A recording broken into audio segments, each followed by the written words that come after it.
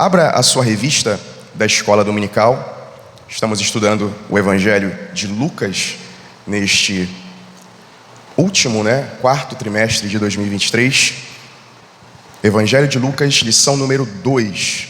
Diz assim: o nascimento do Filho do Homem. O nosso texto áureo está lá no capítulo 2 de Lucas, no verso 11, e diz assim: é que hoje vos nasceu na cidade de Davi o Salvador, que é Cristo o Senhor. É que hoje vos nasceu na cidade de Davi o Salvador, que é Cristo o Senhor. Lucas capítulo 2, verso 11. A nossa leitura bíblica para estudo está no capítulo 2, do verso 1 até o verso 24. E a verdade prática, que é sempre muito interessante a gente ler, diz assim: Jesus se fez filho do homem, a fim de que os seres humanos pudessem ser filhos de Deus. Jesus se fez filho do homem, a fim de que os seres humanos pudessem ser filhos de Deus. Essa é a nossa verdade prática. Amém? Queridos, é interessante a gente perceber, como nós falamos na lição número 1, o quanto o evangelista Lucas, ele é detalhista, ele é cuidadoso nos detalhes da narrativa que ele constrói através da sua escrita. Lucas, ele narra aqui no capítulo 2 o nascimento do Salvador, Messias, do Senhor Jesus. E é interessante que hoje em dia, até me veio à mente, que é muito comum, os casais, quando estão esperando seus filhos, fazerem o famoso chá revelação, não é? Menino ou menina. No caso aqui de Jesus, não houve a necessidade de chá revelação, porque já era sabido há muitos séculos que viria um menino e que ele seria o Salvador do mundo. É importante também a gente compreender que entre 0 e 12 anos de idade há um lapso temporal, mas que fica muito claro aqui dentro da narrativa, e depois dos 12 aos 30, também há outro lapso temporal acerca do que Jesus faz ou Jesus deixa de fazer, acerca dos atos e das ações do Senhor Jesus. Mas por quê? É uma pergunta interessante, Porque a missão de Jesus era vir ao mundo, nascer como um homem, crescer como um homem e, no tempo certo, entregar a sua vida por amor da humanidade. Então essa era a missão do Senhor Jesus. O que ele fez na sua infância, ou mesmo na sua adolescência, ou mesmo no início da sua juventude, é irrelevante para esse propósito, é irrelevante para essa missão.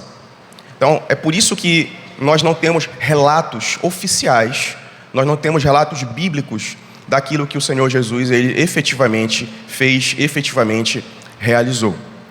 Nesse período do 0 aos 12 e no período que compreende a adolescência, dos 12 aos 30 e parte da sua juventude. Porque o foco era na sua missão, o foco era na missão de vir ao mundo, nascer, crescer e se oferecer como cordeiro para salvar toda a humanidade dos seus pecados, das suas transgressões. Tá bom? Então, essa é a explicação mais plausível e mais razoável. Embora tenham alguns livros apócrifos que trazem alguns elementos, trazem algumas histórias um tanto fantasiosas, sobretudo da infância de Jesus, mas são livros considerados apócrifos. E o que são livros apócrifos? São aqueles cuja narrativa não se confirmam. O livro do Novo Testamento tinha que ter alguma referência ou alguma confirmação ou alguma ponte de ligação com os livros do Antigo. Se tiver, ok. Se não tiver, esquece, porque é apócrifo, é o chamado livro não canônico. Outra coisa importante, meus irmãos, trazendo os detalhes do nascimento de Jesus. Isso dá até para fazer um corte no YouTube. O corte seria Destruindo os Presépios de Natal. Meus irmãos, nós temos uma imagem dos presépios de Natal. Não sei vocês, mas eu era uma criança que gostava de presépios e eu fazia presépios de Natal, tá? Não espalhem para ninguém. Então nós temos no nosso pensamento, no nosso ideal, essa perspectiva, né? O presépio com a estrebaria, a manjedoura no centro, o menino Jesus no meio, Maria, José, os anjos no céu, os pastores ao lado, os reis magos. Então nós temos toda essa perspectiva. Só que isso é uma perspectiva errada, meus irmãos. Não corresponde com a verdade, por vários fatores. Primeiro, vamos entender por que Belém foi escolhida para o nascimento do Filho do Homem. Isso vem de uma profecia lá de Miqueias, no capítulo 5, verso 2, que diz assim: E tu, Belém Efrata, posto que pequena entre milhares de Judá, de ti me sairá o que será Senhor em Israel, e cujas origens são desde os tempos antigos, desde os dias da eternidade. Então, José levou Maria, e Jesus, ele nasceu em Belém para que se cumprisse essa profecia do profeta Miqueias, que é um dos profetas menores da Bíblia. Ocorre que, logo no início do capítulo 2, verso 1 ao 3, ocorre um decreto do imperador César Augusto. O imperador, ele impôs que todos os cidadãos do império, seja romanos, sejam aqueles cidadãos que viviam debaixo do poder romano, eles deveriam fazer um recenseamento, ou seja, fazer novamente o censo. Para quê, pastor? Para efeitos de tributação. Então, cada cidadão tinha que voltar à sua cidade natal, tinha que dar o seu nome, sua data de nascimento, seu número de documento, seu endereço, declarar os seus bens, enfim, para efeito de recenseamento e para taxação, meus irmãos, tributos, pagamento de tributos ao Império Romano. E com José não foi diferente. José, ele era original, ele tinha Belém como a sua cidade natal. Então José pegou Maria, grávida, e partiu Belém. E por esta razão Jesus nasceu ali, e por esta razão foi cumprida a profecia de Miqueias. Algumas coisas interessantes para a gente citar aqui, que eu acho bem importante, a título de informação e de aula para vocês. Primeira informação: José e Maria, eles já eram casados, meus irmãos. Já eram casados. Porém, o casamento ainda não havia sido consumado. É porque o casamento, naquela época, ele era dividido em duas partes. Havia o contrato de casamento e depois havia a consumação. A primeira parte não era realizada pelos noivos, era realizada pelas famílias. É isso mesmo. A família do rapaz procurava a família da moça. Conversavam, batiam um papo, tomavam um cafezinho e faziam ali um contrato de núpcias, um contrato de casamento. Os direitos, deveres, tudo certinho, tá? Uma vez firmado aquele contrato entre as famílias, os dois já estavam casados. Já estavam casados. Eles nem precisavam necessariamente se ver. Eles iam se ver só no dia da cerimônia. A cerimônia está marcada para o mês tal, para o dia tal. Ali eles iam se conhecer. Ali eles iam ver o rosto um do outro. Então esse é o primeiro passo. Só que nesse intervalo, meus irmãos, a família do noivo tinha que entregar um dote para a família da noiva. Um dote. E o que é o dote? É uma indenização, meus irmãos. É isso mesmo. Porque veja bem, você vai estar tirando daquela família uma moça que foi criada, que foi educada, houve um investimento dos pais nela, e ela também o quê? Uma força de trabalho. Era uma pessoa a menos para trabalhar ali. A família do rapaz indenizava a família da moça, então isso era chamado dote. Depois que o dote era entregue, depois da entrega do dote, é que o casamento ele poderia ser consumado. A questão é que nesse intervalo, olha o que aconteceu aqui. Aí eu volto lá para o Evangelho de Mateus, no capítulo 1, quem quiser acompanhar, verso 18. Ora, o nascimento de Jesus Cristo foi assim. que estando Maria, sua mãe, desposada com José, ou seja, já eram casados, já era esposa, antes de se ajuntarem, achou-se ter concebido do Espírito Santo. Então veja, eles já eram desposados, mas eles não haviam ainda se ajuntado. Esse termo significa a consumação do casamento. Veja que ela já era desposada com José, porém, antes de se ajuntarem, achou-se ter concebido do Espírito Santo. Então José, seu marido, ele não havia consumado o casamento, mas era marido. Como era justo e não a queria infamar, intentou deixá-la secretamente. Meus irmãos, além do escândalo, além da difamação que ocorreria em relação a Maria, era possível que ela fosse condenada à morte, porque já era considerado adultério. Ela era casada. Então José, olha, eu vou sair de fininho, para que ela não seja condenada, difamada. Por quê? Eles poderiam pensar que teria sido traição, ou poderiam pensar que o casamento foi consumado antes da entrega do dote, o que de qualquer forma ia ser ruim para Maria, né? Se o casamento foi consumado antes do dote, ela ia ficar mal falada. Agora, se fosse considerado adultério, ela poderia ser condenada à morte, meus irmãos, por apedrejamento. Aí o anjo fala: e projetando ele isto, eis que em sonho lhe apareceu um anjo do Senhor dizendo: José, filho de Davi, não temas receber a Maria, tua mulher, porque o que nela está gerado é do Espírito Santo, e dará à luz a um filho, e chamará o seu nome Jesus, porque ele salvará o povo dos seus pecados.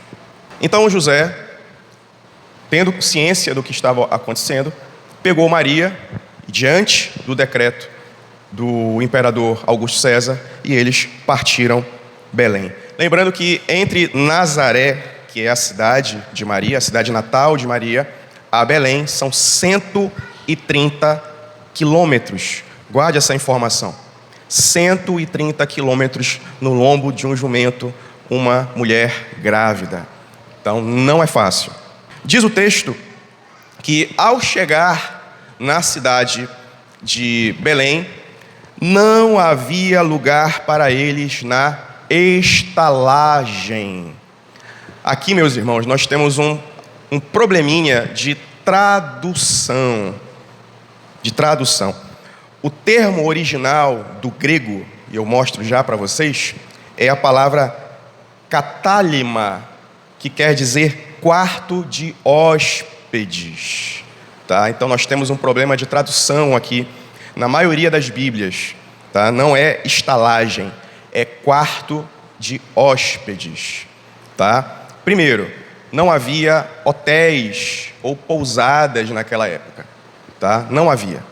Segundo, José estava indo para a cidade natal dele. Então vamos imaginar os pais, os irmãos, os tios, os primos, a parentela dele estava ali. Então, por que eu vou para um hotel se eu vou para a cidade onde está a minha família, onde estão os meus familiares? Qual seria o mais comum? Ele ficar hospedado na casa de um familiar. Vocês concordam comigo? Seria o mais comum, tá? Outra coisa importante, Maria estava grávida, meus irmãos. Grávida. Já prestes a dar à luz, né, segundo o que nós entendemos aqui no texto. Então não seria de bom senso colocá-la numa estrebaria com animais. As regras sanitárias dos judeus, e você pode dar uma olhada lá em Levítico 13, Levítico 14, são regras sanitárias e regras de higiene muito severas, muito rígidas. Então o judeu não ia permitir que uma mulher grávida desse à luz em uma estrebaria. Não ia permitir, porque as regras da lei eram muito rígidas. E eram parentes. Você ia permitir que uma parente sua, uma amiga sua, uma conhecida, alguém que é do seu sangue, grávida, desse à luz a um filho em meio aos animais? Esterco, mau cheiro, né? Então não faz sentido. O mais provável, meus irmãos, quando o texto diz que não havia lugar no quarto de hóspedes, o mais provável é que a família que os recebeu tenha cedido o seu quarto. Esse é o mais provável. Eu queria mostrar uma imagem aqui para vocês, tá bom? Isso aqui, meus irmãos, é uma imagem real, tá? Não é montagem, não. De escavações próximo a Jerusalém. Isso aqui é uma casa típica de eu diria que um judeu de classe média. Isso aqui seria o pátio, tá? Aqui, onde vocês veem essa seta aqui, eu estou apontando, é a casa da família. Aqui é a porta. Aí aqui dentro é um cômodo só, meus irmãos, tá? Aqui dentro vai ter a cama, a rede, o fogão a lenha, enfim, todas as coisas da família, os filhos, os pais, todo mundo fica junto aqui, tá? É um cômodo só, não tem divisão. Subindo aqui, nós temos uma escadinha. Aqui em cima é o catálima, o quarto de hóspedes. Aqui em cima. Só que não havia lugar aqui em cima. Então não faz sentido que eles tenham vindo para cá. Nessa porta aqui, vocês vejam que é um espaço bem pequeno, ficava a estrebaria. Só que não apenas os animais ficavam aqui. Ficavam ferramentas, ficavam enxadas, ficavam foices. Então ficava uma série de materiais cortantes, até perigosos, para uma criança estar ali naquele ambiente. Era um local insalubre, então era um local absolutamente inadequado e contraria as regras e leis sanitárias dos judeus. Tá? Então, mais provável é que a família tenha cedido o quarto, aqui, o quarto principal da casa, o compartimento principal da casa para a família sagrada. Outra coisa importante, meus irmãos, isso aqui é a manjedoura, tá, meus irmãos? Veja que foge também da imagem que a gente tem, né, daquela manjedoura bonitinha, feita de madeira, né, toda estilizada, como a gente vê, né? Irmão, isso é coisa da Disney, tá? A manjedoura de verdade era essa aqui, ó. Veja que ela era esculpida na pedra mesmo, e era a palhazinha, né, onde os animais eles comiam em cima. A melhor explicação é que Maria e José chegaram já muito próximo do parto e não tinha lugar melhor para colocar e improvisaram ali a criança, como diz o texto, né? Você encontrará a criança envolta em panos e deitada sobre a manjedoura. Mas veja, ela está envolta em panos. Então havia um mínimo de cuidado para aquela criança estar ali, o menino Jesus. E outra coisa importante é aqui o texto original, tá, meus irmãos? Ó, catálima é a palavra do grego.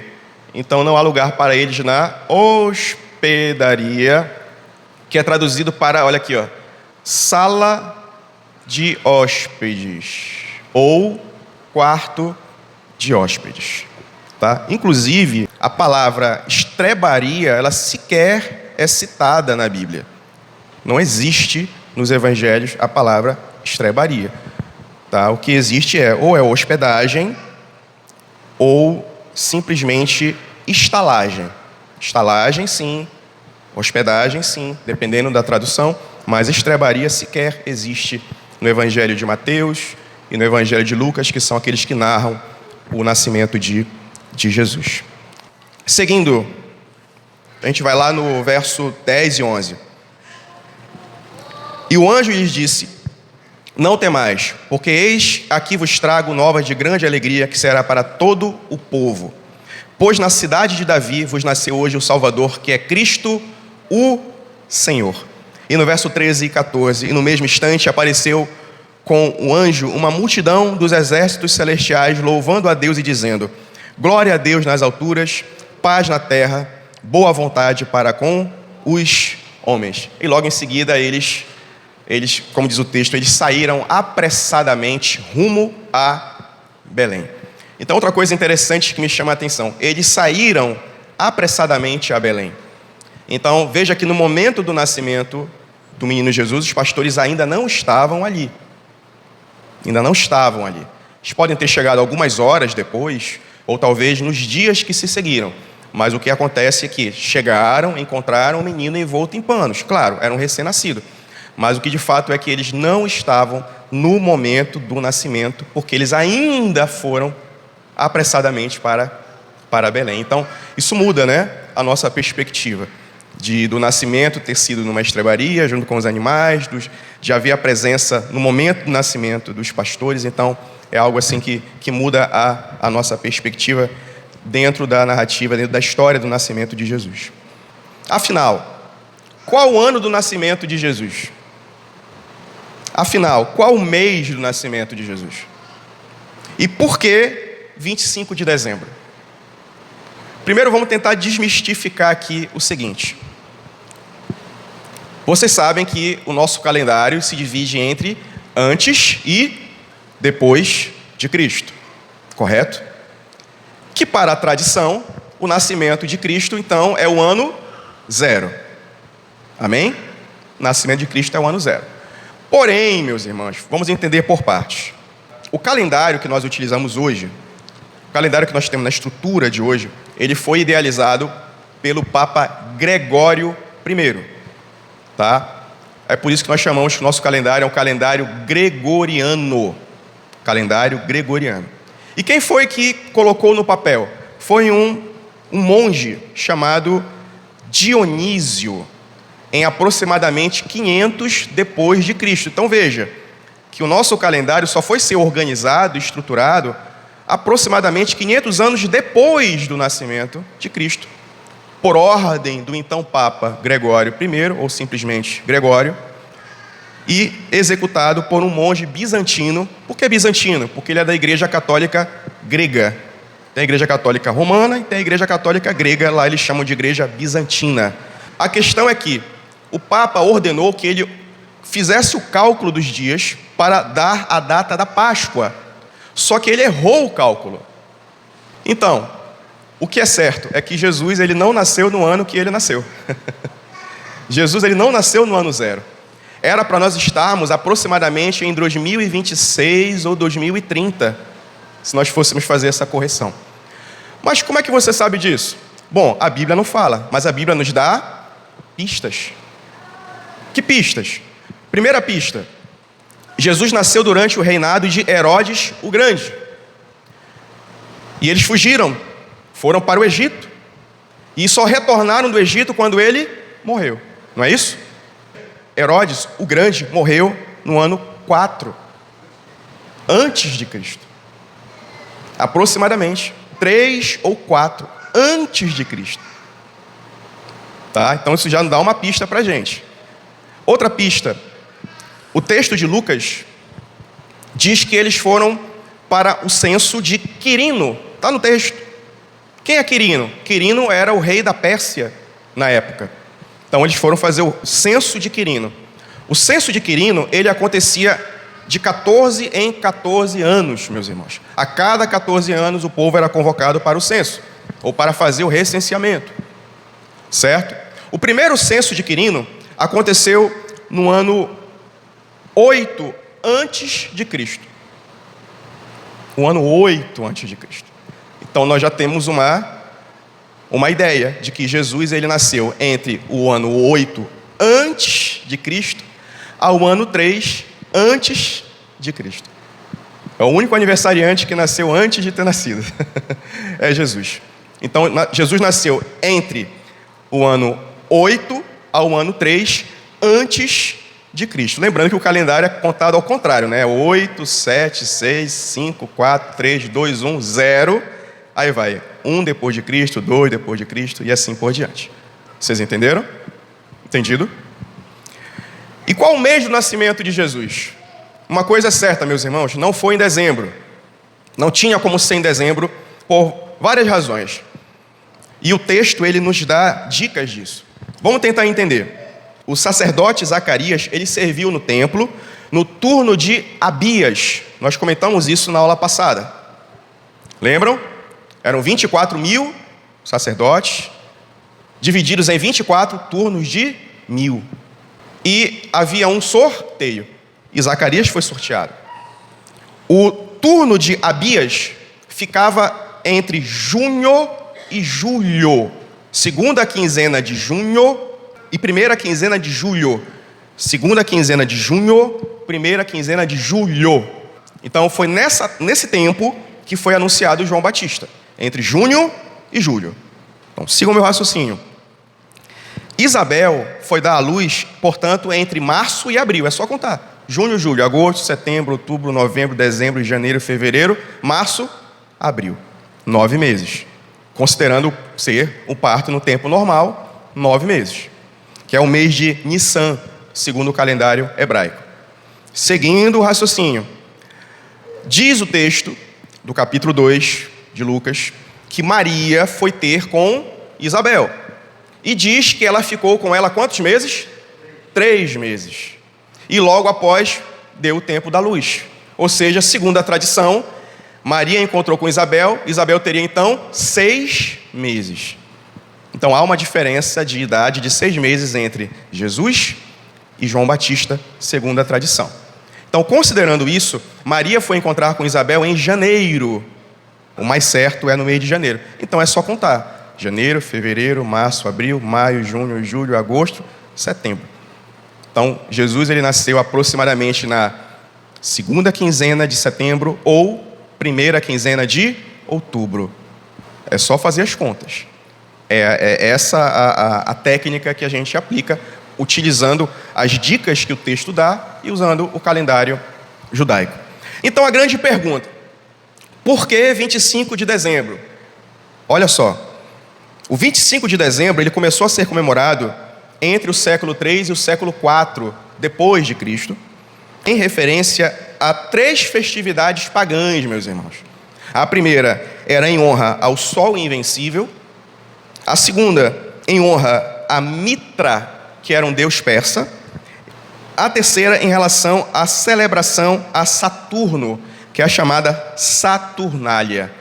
Então, por que escolheram essa data? O mais provável é que a igreja escolheu dezembro exatamente para enfraquecer essas festas pagãs. O povo estava muito envolvido nessas festividades pagãs. Então vamos escolher uma festividade cristã, vamos colocar no mesmo período, que é para tirar o foco, para enfraquecer as festividades pagãs. Essa é a ideia mais aceita e mais plausível. Outra coisa importante, meus irmãos, falar sobre os ritos da lei. Isso aqui é bem destacado na revista. Lucas 2, verso 21 ao 24, diz assim: E quando os 8 dias foram cumpridos para circuncidar o menino, foi-lhe dado o nome de Jesus, que pelo anjo lhe fora posto, antes de ser concebido. E cumprindo-se os dias da purificação dela, segundo a lei de Moisés, o levaram a Jerusalém para o apresentarem ao Senhor, segundo o que estava escrito na lei do Senhor: todo macho primogênito será consagrado ao Senhor. E para darem a oferta, segundo o disposto na lei do Senhor, um par de rolinhas ou 2 pombinhos. Então observe que José e Maria, eles cumpriram os ritos da lei. Isso aqui você vai encontrar lá em Levítico 12. Olha, lembra que nós falamos no início sobre evangelhos e livros apócrifos? Pois é. Veja que o evangelho de Lucas fazendo referência ao livro de Levítico. Então veja, né? Por isso que ele é um evangelho canônico e não apócrifo. Por quê? Porque o que é relatado no evangelho é confirmado pelo Antigo Testamento e vice-versa. Então veja, 8 dias, dia 0, até o 8º dia, Jesus foi circuncidado. E passado mais o restante dos dias, até o 40º dia, Maria, ela teve que ir com José a Jerusalém, além de apresentar a criança, ela também foi entregar as ofertas para purificação, meus irmãos. Talvez alguém pergunte, mas para que essas ofertas de um par de rolinhas ou 2 pombinhos? Tá? Era a oferta que era entregue pela mãe para que ela fosse purificada, tá? Após o parto. Era uma regra da lei mosaica, lá no livro de Levítico 12. E diz o texto que 2 personagens interessantes se encontraram com Jesus. Primeiro, Simeão, o ancião Simeão, e Ana, a profetisa. Diz aqui que Simeão era justo, era temente a Deus e era cheio do Espírito Santo, meus irmãos. E quando ele encontra a Jesus e o toma em seus braços, ele canta: e pelo Espírito foi ao templo, e quando os pais trouxeram o menino Jesus para com ele procedesse segundo o uso da lei, ele então o tomou em seus braços e louvou a Deus. E agora, Senhor, despedes em paz o teu servo, segundo a tua palavra, pois já os meus olhos viram a tua salvação, a qual tu preparaste perante a face de todos os povos, luz para iluminar as nações e para a glória do teu povo Israel. O que me chama a atenção aqui é, primeiro, ele ansiava em ver o Messias. Ele fala: agora, Senhor, agora pode me levar, porque os meus olhos já viram o Messias, já contemplaram a salvação.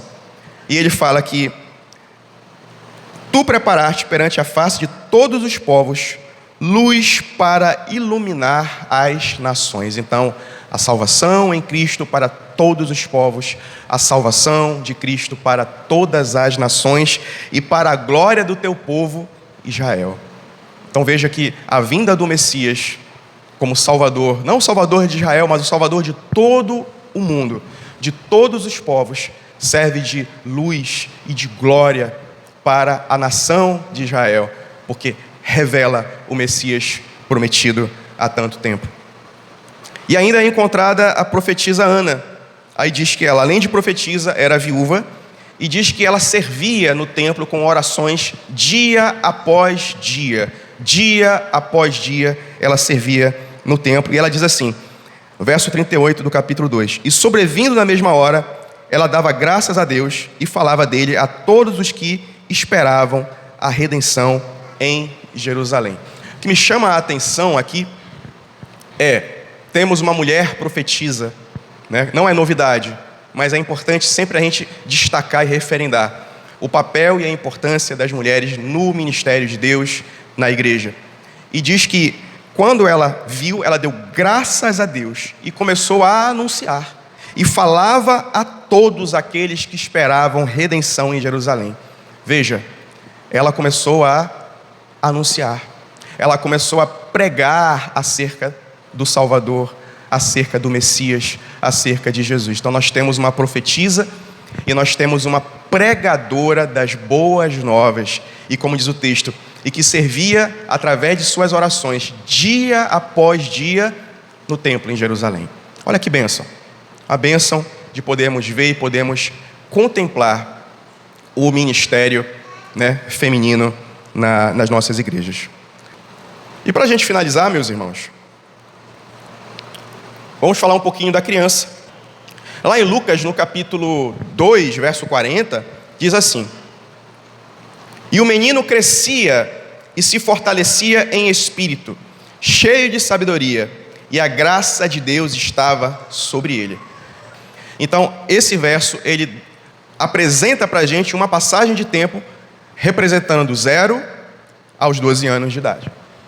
E veja, guarde essa informação, repito: e o menino crescia. Daí, já no verso 42, nós temos a história na qual Jesus ele se perde, entre aspas, né, ali no templo em Jerusalém. Todos os anos, os judeus eles tinham que comparecer a Jerusalém pelo menos 3 vezes: para a festa da Páscoa, para a festa dos tabernáculos e para a festa das primícias, pelo menos 3 vezes, tá? Isso fazia parte do rito religioso deles. Então eles subiram a Jerusalém, e diz assim que quando estavam voltando, acho interessante aqui o verso 44, pensando, porém, eles que viria de companhia pelo caminho, andaram caminho de um dia e procuravam-no entre os parentes e conhecidos. Jesus tinha 12 anos. Mas veja, Jesus era uma criança comum. Jesus, provavelmente, na cabeça dos pais, estaria brincando com os coleguinhas, correndo, se divertindo, sendo criança. Sendo criança, simplesmente. Então, eles se despreocuparam. Não é que eles fossem... Alguém vai ler assim: nossa, perderam um filho. São pais ruins, né? São pais desleixados. Não, é porque eles estavam com a família. Normalmente, quando as famílias iam às festas, elas iam em grandes caravanas, com pais, tios, primos. Então ia muita gente da família, muitos conhecidos, muitos amigos juntos. Por quê? Porque o caminho era perigoso. Então não era bom que uma família fosse sozinha, então era bom ir em caravanas. Então eles imaginavam, Jesus está brincando, Jesus está se divertindo, né? Jesus está na companhia dos nossos conhecidos, dos nossos amigos, dos nossos parentes. Se despreocuparam. Só que quando eles notaram a falta de Jesus, eles voltaram a Jerusalém. E olha só, verso 46. E aconteceu que, passando 3 dias, o acharam no templo, assentado no meio dos doutores, ouvindo-os e interrogando-os. Verso 47. E todos os que o ouviam admiravam a sua inteligência e respostas. E quando o viram, maravilharam-se, e disse sua mãe: Filho, por que tu fizeste assim para conosco? Eis que teu pai e eu, ansiosos, te procurávamos. Então aqui nós vimos o quanto ela era uma boa mãe e José era um bom pai, porque houve a preocupação. Por que você fez isso? Procuraram Jesus por 3 dias. Quando o encontraram, e aí, o que aconteceu? Vamos conversar. Então aqui, nós vemos aqui o cuidado e a preocupação de pais, né? No caso, Maria e José. E temos a resposta de Jesus. E ele lhes disse: Por que é que vocês me procuravam? Não sabeis que me convém tratar dos assuntos do meu Pai? Então nós vemos que o menino Jesus, ele tinha total consciência da sua missão. Daí nós temos uma outra passagem no verso 52. E crescia Jesus em sabedoria e em estatura e em graça para com Deus e os homens. Então me chama a atenção que no verso 40 diz: E o menino crescia. No verso 52 diz: E Jesus crescia. Para denotar uma nova passagem de tempo. Aqui já não é mais o menino. Aqui já não é mais a criança. Aqui já é o homem Jesus. Aí nós temos a passagem dos 12 até os 30, que segundo a tradição é o ano em que Jesus ele teria começado o seu ministério terreno. E veja que Jesus ele era exemplo, porque ele crescia em sabedoria, em estatura e em graça para com Deus e para com os homens. Então Jesus era exemplo diante de Deus, Jesus era exemplo diante da sociedade, diante dos homens. Isso é importante a gente destacar. Então, meus irmãos, para a gente concluir, que fique na nossa cabeça a seguinte mensagem. Nós entendemos e aprendemos hoje acerca dos detalhes relacionados ao nascimento de Jesus. E aí, Jesus nasceu numa estrebaria? Jesus nasceu num quarto de hóspedes? Jesus nasceu numa estalagem, como diz os textos? Jesus nasceu em dezembro? Jesus nasceu em outubro? Né? Como é que fica? Jesus nasceu no ano 0? Jesus nasceu antes de Cristo? É claro que isso são detalhes técnicos, são detalhes que acrescentam a nossa fé e são detalhes que, de alguma forma, mudam alguma perspectiva da história, perspectiva da narrativa do texto. Mas isso não muda o que é mais importante, é que Jesus, ele nasça no meu e no seu coração. Jesus nasceu no meu coração. Jesus nasceu no coração de cada um de vocês. Jesus nasceu no coração dos filhos de vocês. E esse é o principal nascimento dele, é nascer em nós. O próprio Deus, ele se encarnou, ele tornou-se carne para viver como um homem. O próprio Deus, sendo rico, ele se fez pobre. O próprio Deus, sendo rei, ele se fez servo. O próprio Deus, ele esvaziou-se e humilhou-se a si mesmo, assumindo a forma humana e entregando-se à morte e morte de cruz. Sabe por quê? Pela sua graça redentora. E ele fez-se filho do homem para que nós pudéssemos ser seus filhos, filhos de Deus. Então essa é a principal lição que nós temos que guardar. Ele fez-se filho do homem para que nós pudéssemos ser filhos de Deus. Amém? Então que a gente possa guardar essa lição nos nossos corações e as informações e que elas sirvam para edificação e bênção a cada um de nós. Deus abençoe, meus irmãos.